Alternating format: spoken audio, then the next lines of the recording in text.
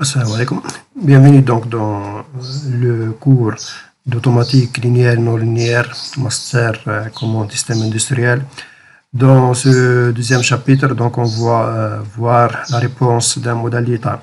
Je vous rappelle que dans le premier chapitre, nous avons vu la définition, la représentation d'état, le passage de la fonction transfert à la représentation d'état, de la représentation d'état à la fonction de transfert et quelques formes particulières et utiles de modèle d'état. Dans ce chapitre, donc, on va voir la solution d'un modèle d'état.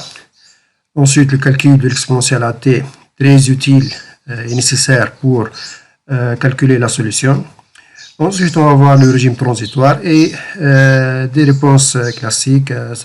On va se limiter à la réponse impulsionnelle et à la réponse indicielle. Donc, dans ce chapitre, il s'agit d'utiliser un modèle d'état pour déterminer la réponse du système linéaire à une excitation classique. Généralement, donc, on prend l'impulsion, l'échelon, la rampe, l'étude harmonique, mais on va se limiter à deux cas particuliers et utiles, donc l'impulsion et l'échelon. Par réponse, donc, on signifie la sortie Y de T du système, la sortie utile, la sortie mesurée sous l'effet de l'entrée de commande U de T. Bien, on va commencer par la solution du système autonome. Un système autonome, c'est lorsque il n'y a pas une excitation externe. C'est-à-dire, on ne va pas considérer dans cette partie l'effet de l'entrée U de T. Et on suppose qu'on a un système autonome représenté par x point égale à x avec une condition initiale x à l'instant t0 égale x0. Il est très important toujours de spécifier la condition initiale du système. Comme on l'a vu dans le premier chapitre, l'évolution de l'état x dépend de la matrice A, mais aussi de la condition initiale x0. Le vecteur x0 donc, constitue l'ensemble des conditions initiales à l'instant t0. Il s'agit ici de voir comment le système réagit librement en l'absence d'entrée à cette condition initiale, c'est-à-dire en l'absence de U de t. On considère une solution de la forme x de t égale à phi t t0 x de t, c'est-à-dire la solution x de t et l'évolution en cours du temps dépend de la condition initiale x0 et d'une matrice qu'on appelle matrice de transition phi qui dépend de l'instant t et l'instant initial t0.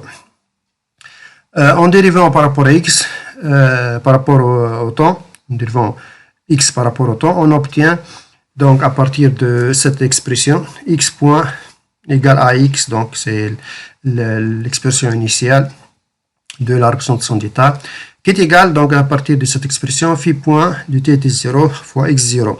D'accord? Et par identification, donc on obtient x point égale a fois phi t t0 x0. Ce qui conduit aux équations suivantes. Donc par identification, on obtient phi point égale à a fois phi et condition initiale phi de t0 t0 est égale à i. Cette matrice a certaines propriétés telles que x de t2, donc c'est la variable d'état à l'instant t2 égale à phi entre t2 et t1, donc ici on considère t1 c'est la condition initiale, et jusqu'à l'instant t2 c'est égal à donc phi t2t fois xt1. De même donc pour x à l'instant t3, c'est donné par cette expression, donc ici l'instant final c'est t3 et l'instant initial c'est t2.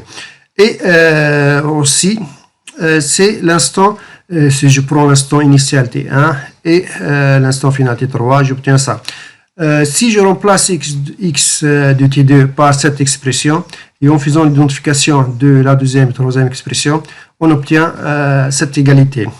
Aussi, j'ai ces deux propriétés là qui me donnent donc l'inverse de phi entre t2 et t1, c'est le phi entre t1 et t2, donc en inversant les deux instants. Donc ce sont des propriétés utiles pour la démonstration par la suite ou bien pour déterminer la solution. Bien, maintenant on va voir la solution de l'équation homogène. Cette solution est analogue à celle obtenue dans le cas scalaire, c'est-à-dire sans démonstration de l'expression générale. Ces données de la forme la matrice phi entre t et l'instant t0, c'est une exponentielle de la matrice A fois t moins t0.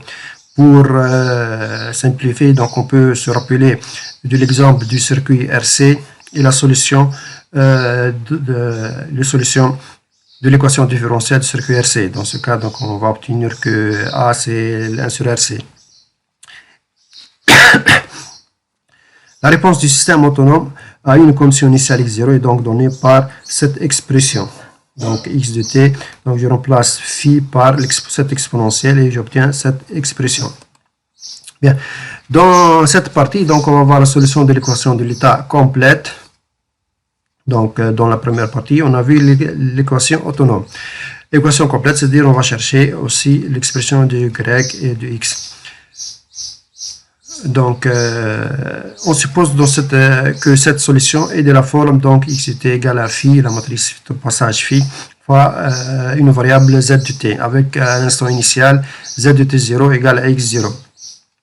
Ce qui donne donc cette expression en faisant la dérivée de cette égalité, c'est de la forme x de t égale à une fonction f fois une fonction g, et la dérivée c'est la dérivée de f fois la dérivée de g, plus f fois la dérivée de g, donc ce qui donne phi point fois z plus phi fois z point. Et d'après donc les expressions précédentes, on peut remplacer donc phi point par a fois phi, et j'obtiens donc cette égalité, donc c'est de la forme générale ax plus bu, la représentation usuelle de modèle d'état. Donc a phi fois z de t, donc c'est égal à x, et donc par identification j'obtiens phi fois z point égale à b fois u, ce qui donne donc, puisque phi est une matrice, z point est égal à phi moins 1 fois b fois u, donc par identification, et en multipliant par l'inverse de la matrice phi.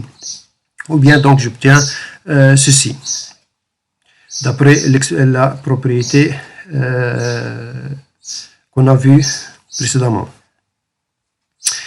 Donc en intégrant, j'obtiens donc z de t est égal à une condition initiale z0, plus l'intégrale entre t0 et t de phi fois t0, taux, etc. D'accord. Et finalement, donc, je passe les détails. J'obtiens une x de t est égal à phi t t0 fois x0 plus cette intégrale. Et ce qui donne donc, compte tenu de l'expression de la matrice phi précédente, la solution x de t est égale à l'exponentielle de a t moins t0 fois x0 plus une intégrale de t0 à t, exponentielle de a t moins tau fois bu fois t moins tau. Donc c'est l'expression qu'on va retenir indépendamment des étapes du calcul, et sachant que y égale à c fois x plus d fois u, donc en remplaçant x par cette expression, on obtient l'expression de y de t. Bien évidemment, donc cette expression, les deux expressions donc font apparaître cette exponentielle de a de t, qui sera donc le sujet de la partie suivante.